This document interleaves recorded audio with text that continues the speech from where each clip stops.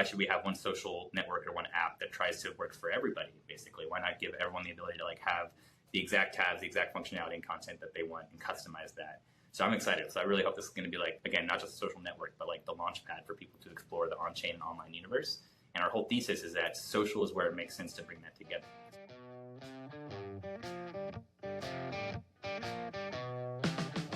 Welcome to the ATX DAO podcast, the hub for exploring the forefront of blockchain technology in Austin's Web3 community. We connect you with innovators within ATX DAO and beyond as we venture into the world of decentralized technology. So crack open a beer and join us for a front row seat to learn about the innovations and trends shaping our digital future. This is the ATX DAO podcast. Well, welcome to the ATX DAO podcast. Today we are very excited to welcome some guests, also members of the DAO. So we have Willy and Jesse with us. Guys, welcome to the show. Thanks for having us on. Thanks, Luke. Glad to be here. Yeah, absolutely. And Willy, like we were just saying before we started recording, good to have you being able to share some of the work that you're actually doing. So you've been on the show before, obviously, as a co-host. So excited to hear from you all about what's going on there. It's been the long game. I was thinking if I helped host a couple times, eventually we'd be able to come show our own stuff. So. Oh, for sure. No, we're excited. We're excited. So I'm definitely pumped to hear about Nounspace. I've been heard from you guys about some of the stuff that's going on with it. I think a lot of different elements to kind of dig into with it, I think. But we really want to kind of get started by just kind of learning just a little bit about kind of high level what Nounspace is, kind of what are some of the things that you think it'll do for folks in the community, that type of thing, and then we'll kind of get into a little more detail from there. Cool. Who wants to go first? I'll take this one. Yeah, you got a good one-liner. So, yeah, we've been kind of cultivating how we want to describe Nounspace. It's gone through a couple of iterations now, but I'd say the best way to describe it is a website builder that is built on top of a social network. And that website builder is crowdsourced, so people can build the building blocks that you're working with. Mm-hmm. Awesome. We started building Nounspace on April 1st when we got a $100,000 grant from Nouns DAO. So Nouns had a competition to build a new Nounish Farcaster client, which inspired the original idea.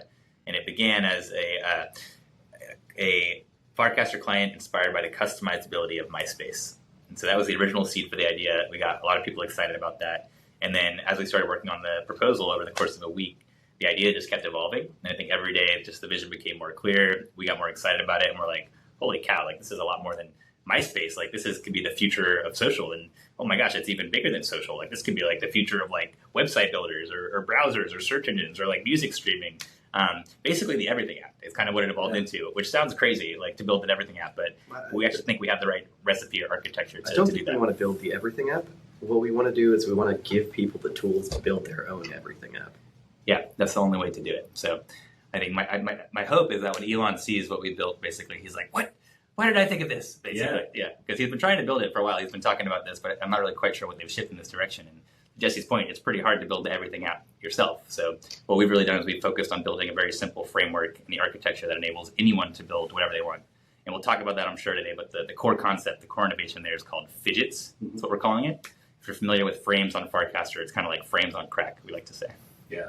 No, I think it's really cool what y'all are doing. I think, but to your point, it's hard for a centralized entity to conceive of everything that somebody might want, but somebody that's trying to solve their own problem might go build something themselves. So giving them the tools to do it, I think is really what y'all are doing, which I think is super cool.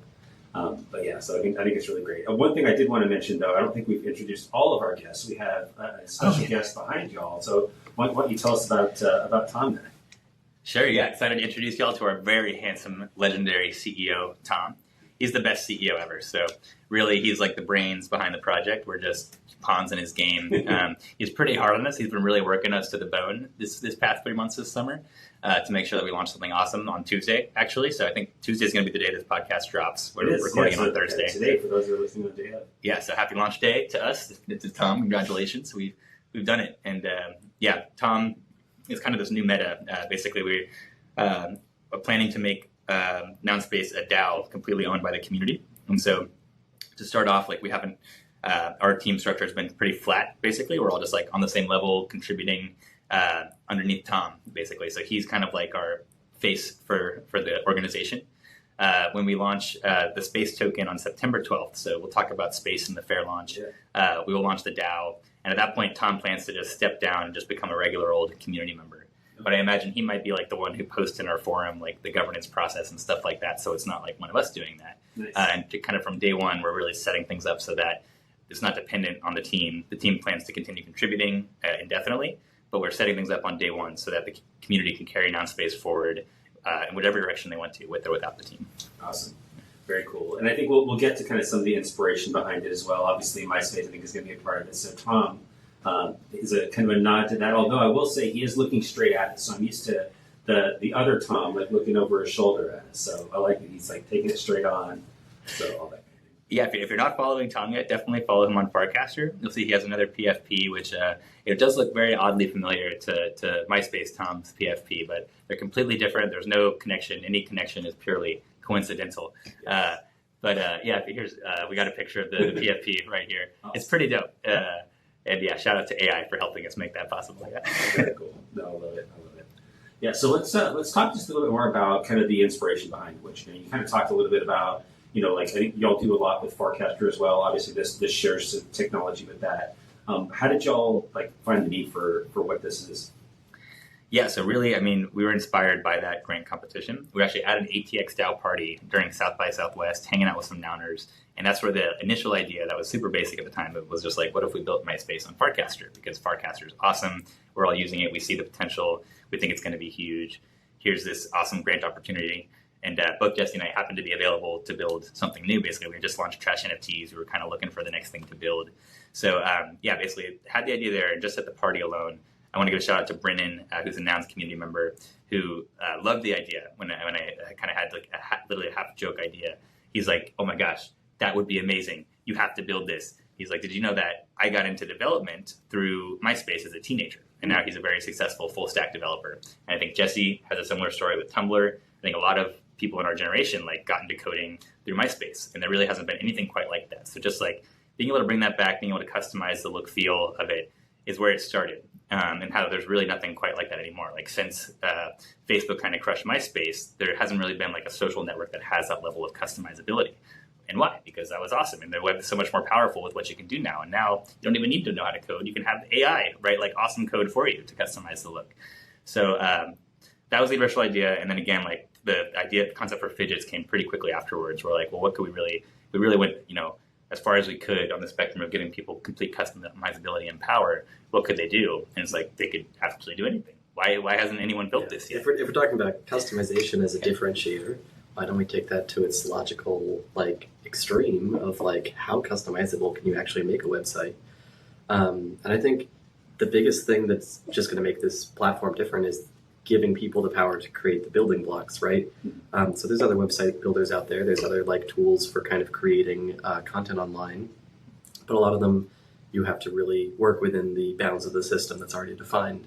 And this is going to kind of blow the lid off and hopefully allow for an explosion of creativity in terms of different ways to display content and to run businesses and to share building the web together. That's awesome. Now let's talk about kind of how technical does somebody have to be in order to do that level of customization? So do they have to be pretty Web3 native, or is it something that my nephew that's never touched code in his life could do? How do y'all kind of see the technical need for that? Yeah, so we've built these fidgets with kind of three different pieces. So a complete fidget has a UI portion, it has an algorithm portion, and it has a data portion. And so if you contribute a fidget, you contribute them in those distinct pieces. And if you have basically the same inputs and outputs on another piece, you can swap them out. So you can start to build these fidgets that have the same UI on the front end and then different data that feeds into them, or different algorithms to show that data in another way. So say your feed, right? You could start to pull in Mastodon data into the feed, or Twitter data if you want to go and pay their API fees. And then algorithms as well. You could mix and match the algorithms. So building those individual pieces is definitely on a coder level. We will be funding that. So we have a portion of our governance token set aside just for funding third-party development for free fidgets. But if you want to do customization and you haven't done it before, there's no coding involved in customizing those pieces if you can swap out the interchangeable parts. And then the fidget itself, once it's a complete fidget, it's drag and drop. It's very simple website builder, and it takes care of all the resizing and aspect ratio and all that jazz under the hood, so you don't have to think about it. Awesome. It's pretty freaking dope. And you should go check it out. It's live right now, so go to nounspace.com and you'll be able to play around with it. But yeah, I think killer architecture with the fidgets, it's really what makes this possible. Like Jesse said, they're very modular. They're completely customizable. Like developers can basically build whatever they want to build with it, so anything's possible. And it's a secure architecture as well.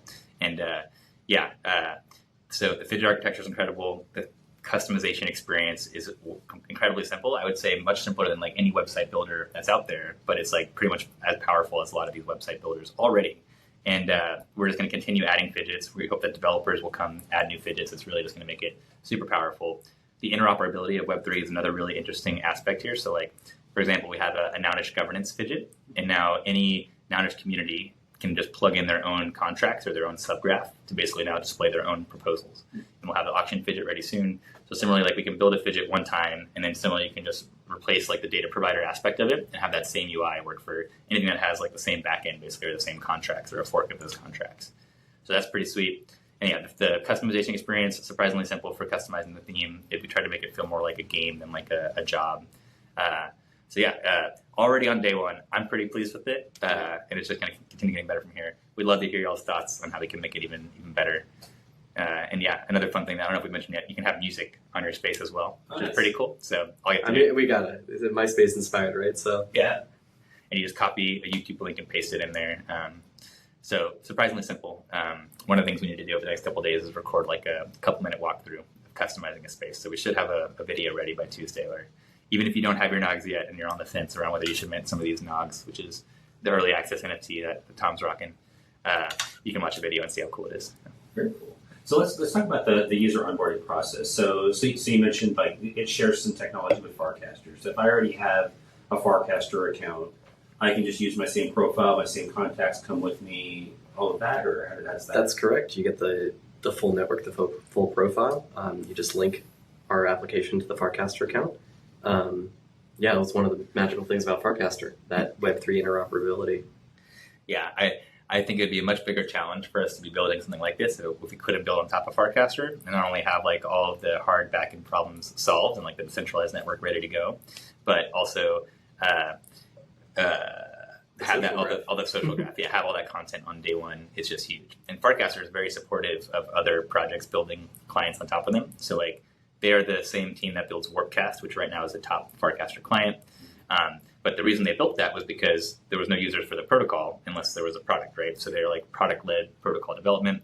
They've had to build Warpcast, but I think what they'd like to do is really focus on the protocol and hopefully have a client like Nounspace basically focus on being the best product and innovate in ways, hopefully like bring new users into the Farcaster ecosystem that aren't already using Warpcast.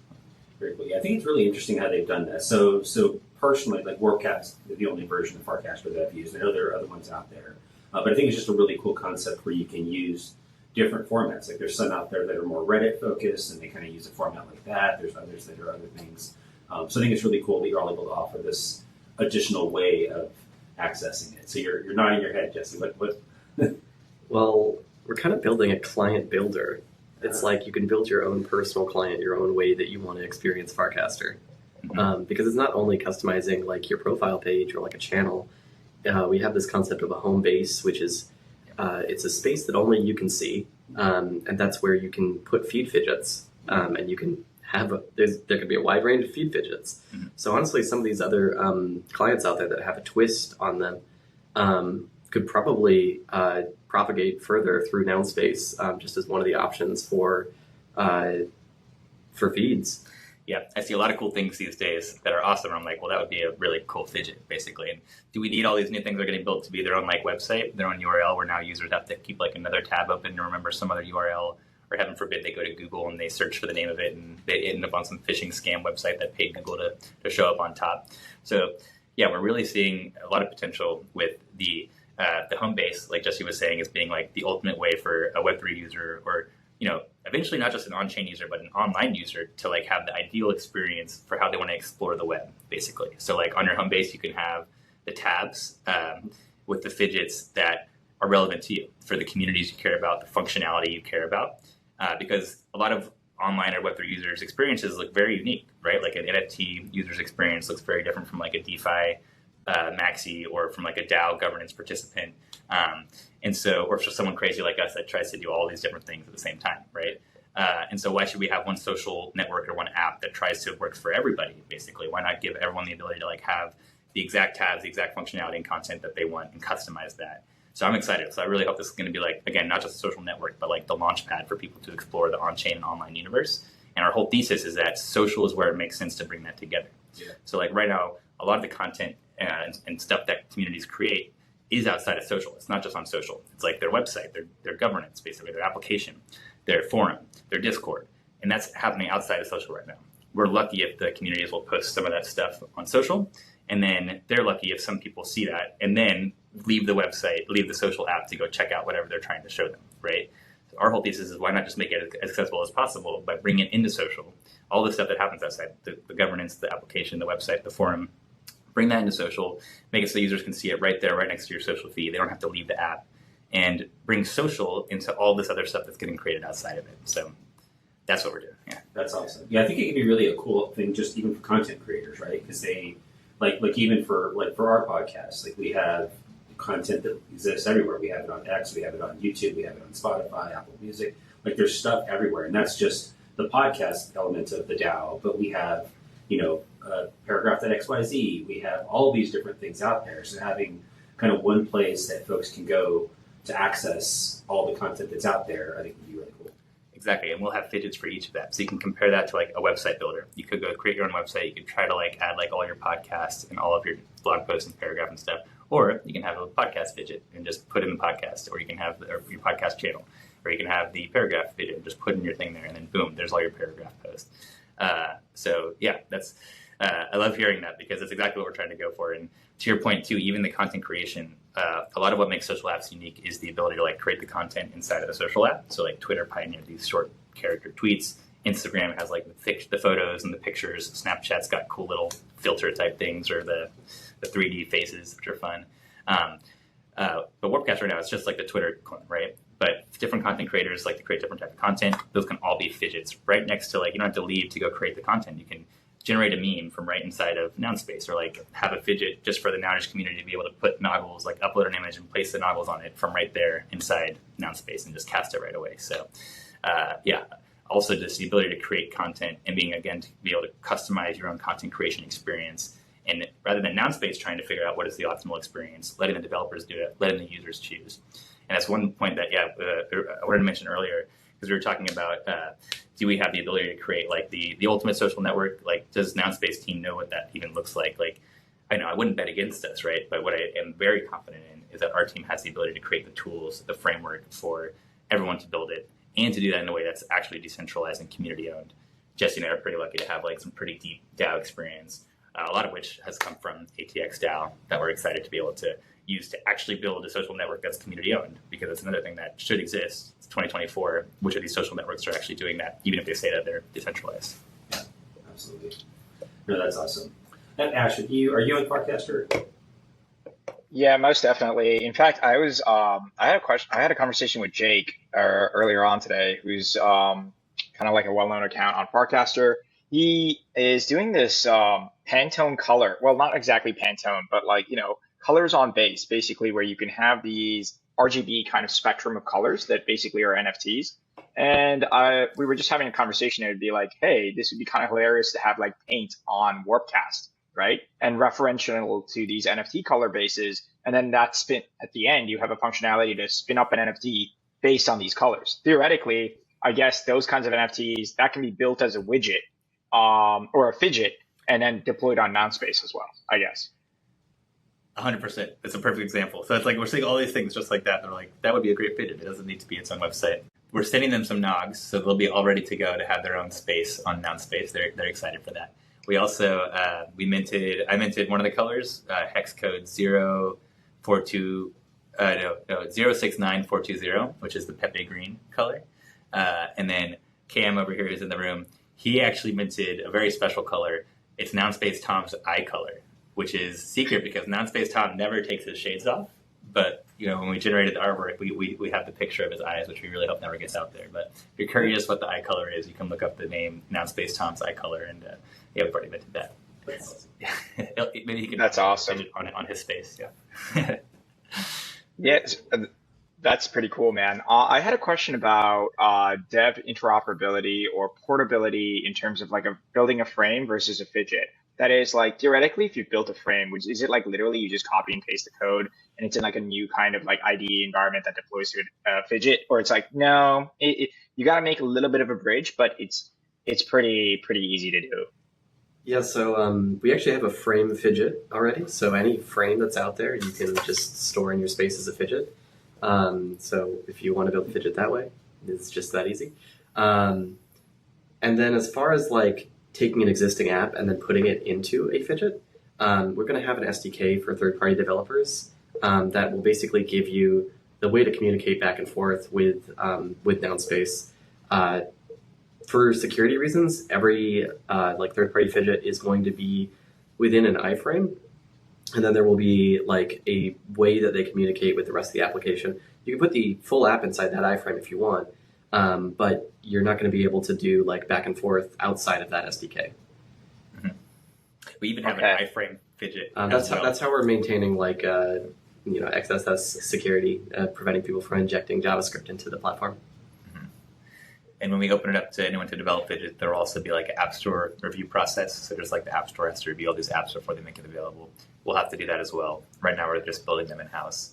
But yeah, the frame fidget was awesome because just on day one, there's all these amazing frames out there, like a growing library of them that you can just embed on your space. And it's it's been one of the greatest innovations of Farcaster, but right now these frames kind of get lost unless you bookmark it. Like the frames don't, like you can only pin one cast to your profile or channel. So a lot of people like have a bunch of frames like buried in their bookmarks, and just the ability to like pin one of those frames to your space or home base and have it easily be accessible.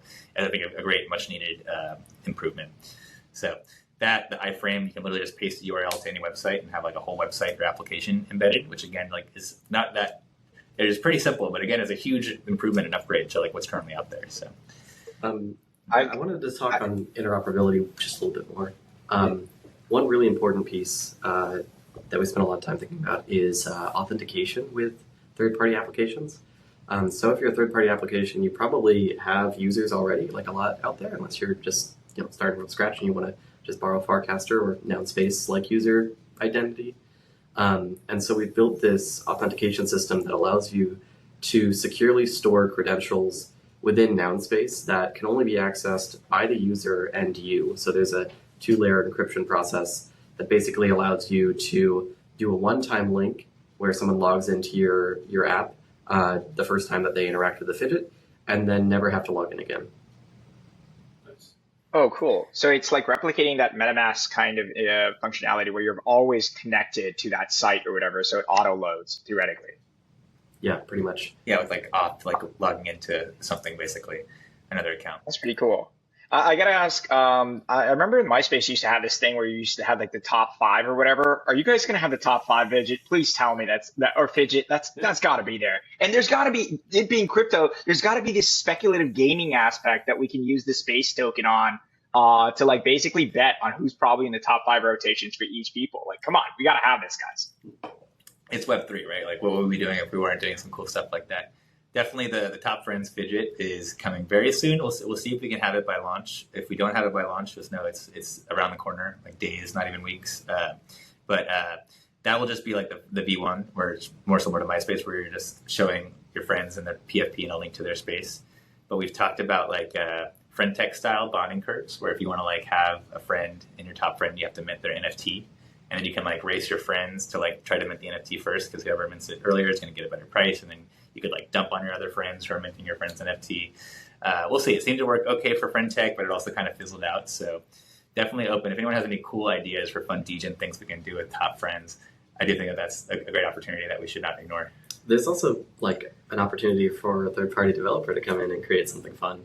We've seen a couple of things built on top of Farcaster, like Pearl and Alpha Friends. And I think, I see these apps all the time that, you've got to go out to a third website, but it's really just based entirely on Farcaster activity, on like actions done on Farcaster. they would live so much better as a fidget, where you don't have to go out to that third website and it can just be continuous. That's a great point. Shout out Farcards too. Farcards could basically, like, we could use that for the top friends thing, or they could just build it themselves. So yeah, exactly. Pretty sweet. Awesome stuff. Very cool. I do want to talk just a little bit more about kind of the user experience before we kind of get into. I definitely want to hear about the way that you like handle the tokens and the 420 and all that type of thing. But from a user experience standpoint, I think one of the things that's cool, like if I think back to MySpace, which I haven't used in ages. You don't still use MySpace? I don't. No, it's still around, but I haven't used it. It's changed. Last I heard about it, Justin Timberlake, I think, bought it. But that was quite a while back. But anyway, at that time, like the tools out there to make a nice looking custom site weren't really there. But nowadays we have things like Canva, we have like Adobe Express, we have all these different things where creators are creating different things. So I'm really interested to see kind of what they create. Are there any like direct ports into those kind of things, or how do y'all expect people to do that customization?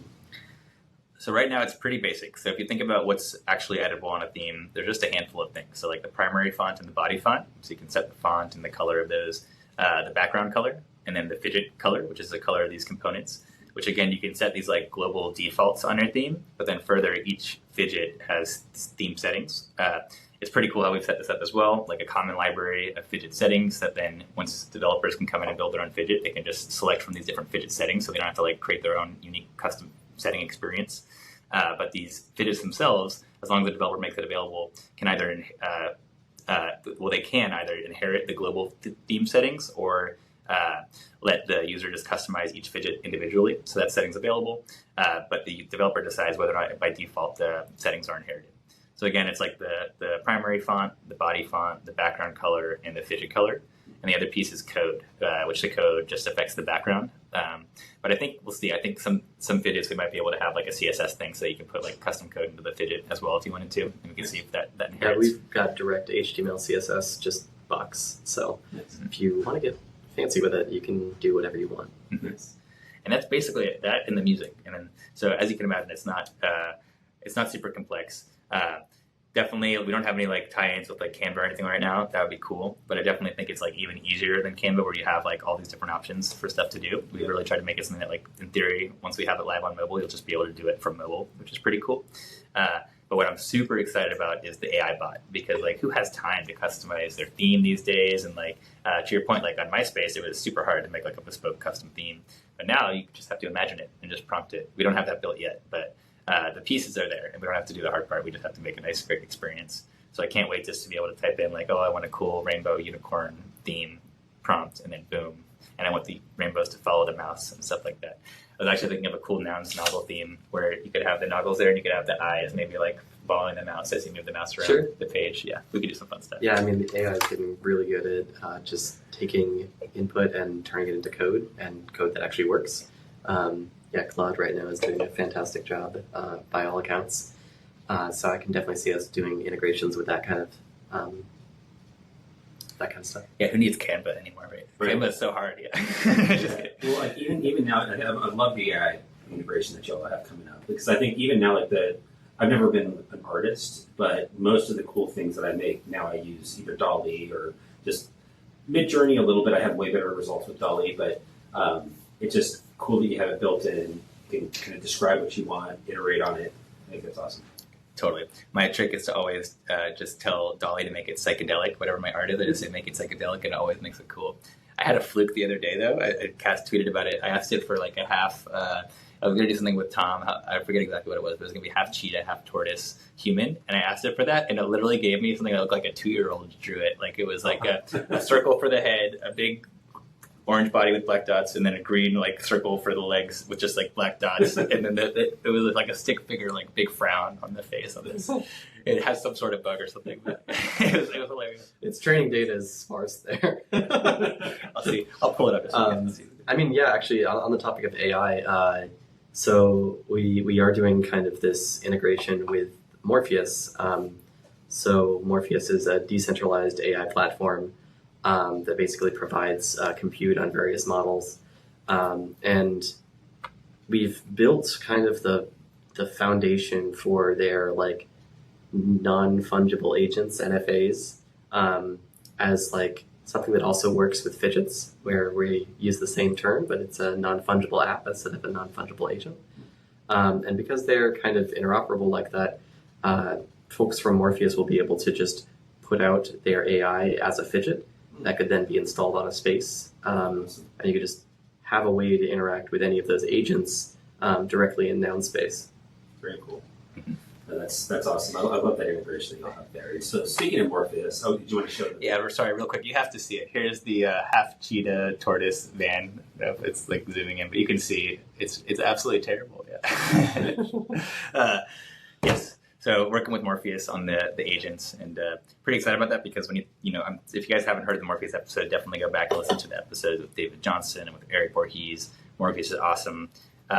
And we believe in that vision of like smart agents. It makes sense that we're going to have all these agents to help us out for different use cases and niches. But where do these agents live? And that was one thing I always wondered since I heard about Morpheus like over a year ago from David. I'm like, okay, cool, but what's the user experience? How do I as a user actually like find all these agents and interact with them? Like, what does that even look like? And I don't know if there was really a clear answer. I know Morpheus is working on like a directory for them where you can find them and discover them, but still, are they all going to have their own website again, like for each one of these little agents? That doesn't seem like the best experience. So just to be able to add these agents right alongside fidgets, we think makes a ton of sense both for like the ultimate social network, but also hopefully like it makes a lot of sense for like where do all these agents live? We hope Nounspace will be like the best way to do it and an ideal place because now you also have like access to all these users, hopefully, who can easily access your agent and find it. Yeah. I've seen some discussion recently about whether or not AI is better as a feature or as a product. And I'm personally in the camp of AI as a feature is going to like win out, where AI is really useful in a lot of different like applications and like areas that you want to access an AI, right? Whereas AI just on its as a standalone product, you might not go and hit that often unless it's like really specific and you really need to use it for a specific purpose. So Nounspace really enables like companies that create something that's better as a feature than a product to still flourish and to still maintain control of their IP and what they've created while acting as a feature on a larger system. Awesome. No, that's great. I think that makes a ton of sense having like as a feature. But I did want to get into a little bit more. So speaking of Morpheus, so they had a very interesting way that they started the More token, and y'all drew some inspiration from that with the More 20 protocol. I think y'all were officially the first project to use that. So let's talk about the space token, kind of how y'all did the launch of the token, but then also how you think it'll be used, that type of thing. We'd love to. So Space is a governance and utility token for Nounspace. You can go to space.nounspace.com, learn all about it, deposit staked ETH, and start earning Space tokens now. So we are a fork of Morpheus's new More 20 fair launch model. They actually had just finished building these new contracts, which is like the More 20 factory, where now any project who's thinking about launching a token can just go deploy their own token like we did. And you don't just get a token, which is also, by the way, a state-of-the-art token. It's got Layer 0's OFT standard built in. So like on day one, it's natively bridgeable across like 55 different chains without having to have liquidity on either end of the chain. You can just bridge it and it gets burned and minted. So there's no like base chain. It's like just lives on all these different chains that are supported by Layer 0. So that's pretty cool. You also get like, I don't want to call it a fundraising mechanism because it's not really a fundraising mechanism, but it's like it's a fair launch mechanism. Yeah. And the reason it's not a fundraising mechanism is because first of all, when you deposit staked ETH as a depositor, you keep 100% of the upside to your ETH. So all you are giving up is the yield that you'd otherwise be collecting on the staked ETH. And then you give that yield up to the Space liquidity pool. All of that yield accrues to the Space token or the Space liquidity pool. Both as like, it's configurable, but the way Morpheus has it right now is that like 50% of the yield is used to buy more, and the other 50% is paired with that more and added to the liquidity pool. That could be like 100% of the token coming in and just buying it. Either way, it all ends up in the liquidity pool. So for the first 3 months, which is the same thing that Morpheus did, all that yield is just going to be getting accumulated. And then on September 12th, we're going to take the yield for the first 90 days, pair it with Space, and then launch a liquidity pool.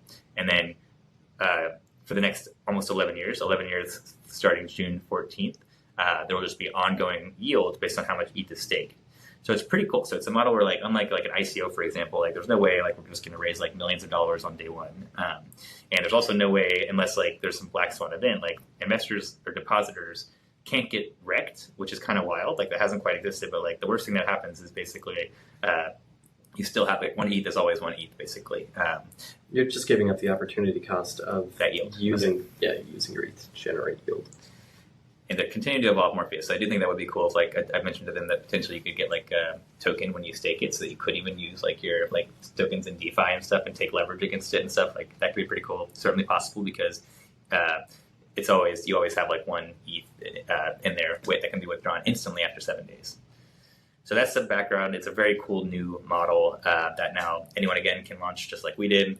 We were the first, but there's some really awesome projects lined up to launch soon. I think another thing that we did that was new with Morpheus and the More20 model was add governance to it.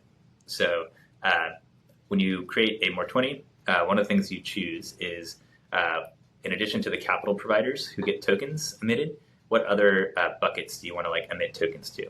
So Morpheus, they have the capital providers, they have the compute, they have the coders, and they have the community, and they also have a security fund. Nounspace, we have the capital providers, and then we have the community, which is a treasury, which is different than how Morpheus does it. And then we have also devs or coders, and we have users. So just similar to like Degen, we can allocate tip allowances or however we want to basically allocate space to users who like contribute value to the Nounspace ecosystem. And then the team has its own separate treasury. And what's really interesting is that the community actually has control over all of this. So they are the administrator and the owner of all these different contracts that make up More20, and they have the ability to like update these buckets if they wanted to. So in theory, not only can they like, in case we didn't get the perfect split, which right now is just 20% per bucket right on day one, the community can update that. And similarly, the team, it's like we're incentivized to continue providing value so that the community decides to continue giving us tokens. Otherwise, the community at any point, if they think it can get better work done with those tokens, have the autonomy and the ability to do that. And the platform is open source, so you can go and spin up a version of Nounspace right now.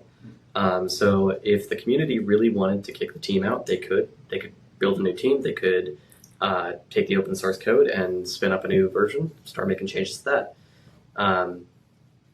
Community owned for real. Day one. That's awesome. Yeah. Very cool. So now, just curious a little bit more about the space token in general. So you mentioned it's used for governance. Are there any other use cases for kind of what people will be able to do with the token? And you mentioned tipping. Is that something that's maybe on the table, or what other things y'all think in there? Let's talk about it. I have a somewhat hot take on this, but I think it's the right one, which is that the core utility is always governance. And so people always ask, like, oh, you know, what can I do with the token in the app and stuff like that? And I think all of that is icing on the cake. I think the main reason that people want to hold a token is that they want ownership. They want upside if the project succeeds. And so I think governance is the ultimate utility for any token. And if you don't have that governance utility, then I don't really care about the other icing on the cake type things. But they are valuable. And so we have lots of ideas. Ultimately, the community will get to decide all of these. At the end of the day, it's their decision about what these additional utilities are. But yeah, we definitely have some ideas. I'll let Jesse talk about some ideas if you want to share them, some alpha. Yeah, sure. So I guess the first one that's probably going to be floated is buying additional tabs. So if you want like additional canvas to work with, everyone that has a NOG, like one of our early access NFTs, will get as many tabs as they want, to the max number of tabs. But people that join after that will only get one, and then you can buy additional tabs. So if you have basically more pages you want on your website, that's how you do it. So that's a fairly straightforward one. We'll see, how much demand there is for that. I don't think that's great utility. Yeah. People can just trade, space for ETH and then buy ETH with the tab. Sure. And then I don't want it to be like a stable coin where it's like a set amount, but you could have it wavering. Well, but that's like we may even have these features just be like USDC cost features, and then build it in such a way that liquidity just flows right back into the pool. Yeah. I think that's kind of how we want to build all of the value accrual for space, is to work with stable coins or ETH, work with something that people are familiar with, has a steady value of some sorts, and then pour that liquidity just into the pool so that the value distributes to everyone that holds space tokens. You're sharing across the entire community that way, as opposed to just the team builds up a treasury of like ETH and USDC or even of space itself. And I think this is a better way to say, hey, like there's actual value inside of this token because you can go and sell it and you can get money back out, right? So one of the other ways is doing like an app store model. So taking a percentage of transactions that are done on Nounspace and then pouring that back into the pool. So if we get to the point where we have a ton of different fidgets that are operating businesses, say you've got like a store fidget and you're just selling merch directly within the platform, we would take a portion of those sales and then we would pour that back into the space token. Yeah, and I think that's the ultimate utility. Is like that's whether a token is going to be successful is like, can the project create and capture value and accrue it to the token? That's what's going to define Space's success in the long term, not just like the fancy things that you might be able to do with it in the app. But I do think something that does work well is if you can give people enough incentive to like lock their token up, have these token sinks. That is a great, strong utility. I don't know if it's utility, but it's good tokenomics. And so like you mentioned tip allowances earlier. We think tip allowances are awesome. It's a great way to like just instead of the organization or a small team distributing the token, you let your users and community distribute your token for you with these tip allowances. Degen's shown that that's been a pretty successful model. Gets people excited, gets a lot of people talking about the token on social media, and eyeballs are great. We think we can do something similar, hopefully better. I'd really like to make sure that we're not like getting abused by farmers and stuff. So like potentially publishing the results earlier and giving people an incentive to even like find anyone who abused that system and get like some of their space back. The one thing that I think would make a lot of sense there is not just having like your social engagement score be one of the factors that calculates your tip allowance. But recently, Degen started requiring that you have to have at least 10,000 Degen in your wallet to be able to get a tip allowance. So that's kind of a form of like somewhat of a token sink. I would take it a step further and say you have to stake space, and the more space you stake, then the more. That's also one of the factors. The multiplier. The multiplier, exactly. So you really have an incentive to like lock up a bunch of space if you're sitting on it. I think similarly with the App Store model, with developers, we've talked about they're decentralizing this review process. And if you guys are familiar with like Code Arena or some of these audit competitions, that's proven to be like one of the best ways to get a contract audited because the incentives are more aligned. Whereas like you can pay an audit company $10K and they get that $10K whether or not they find the bugs or not. In fact, it might actually be in their best interest to not report the bugs and then like go exploit it later, right? So like the incentives are not aligned.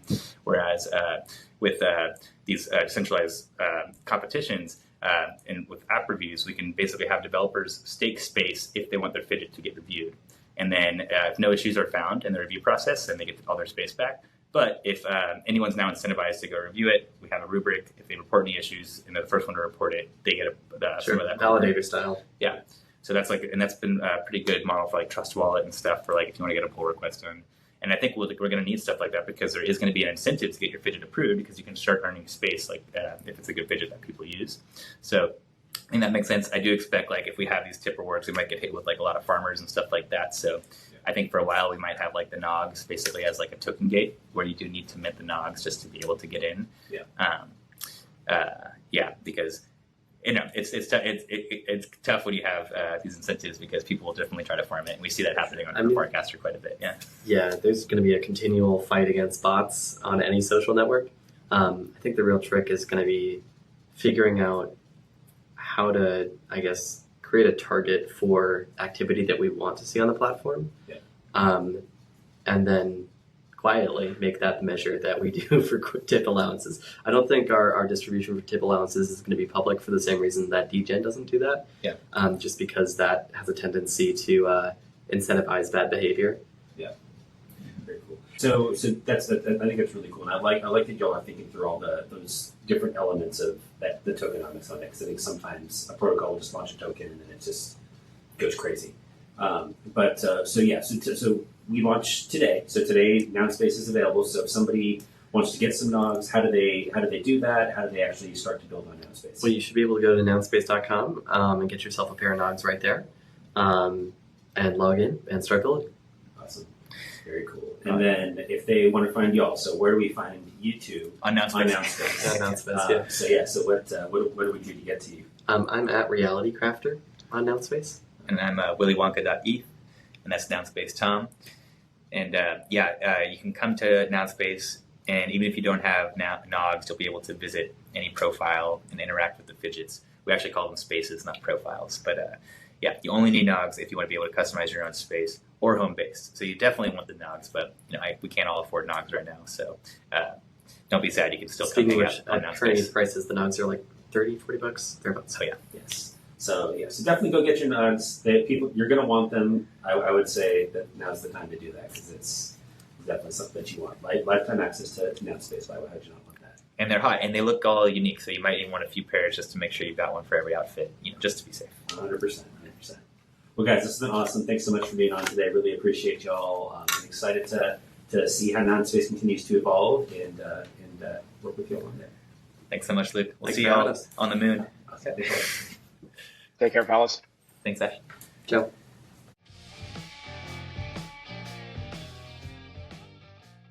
Thanks for tuning in to this episode of the ATX DAO podcast. If you like what you heard, please rate, subscribe, and share the podcast with your friends and colleagues. To learn more about ATX DAO, visit us at atxdao.com and follow us on X, Farcaster, and LinkedIn at ATX DAO.